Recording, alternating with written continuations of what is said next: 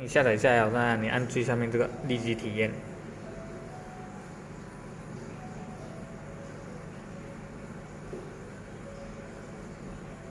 你进到这边，按这是中间这个蓝色的，你按好了进到这边了是吗？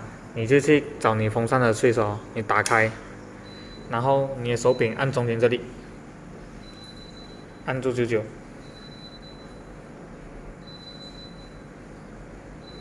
OK， 一跳出来这个哦，你按，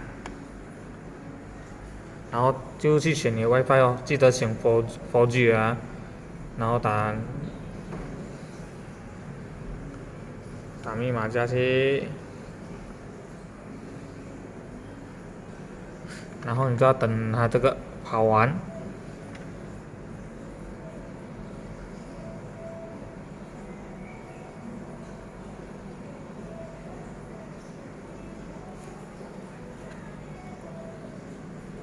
OK， 跑完了你就按 next， 然后就按退出。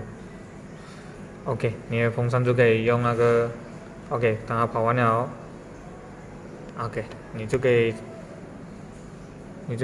自己调咯。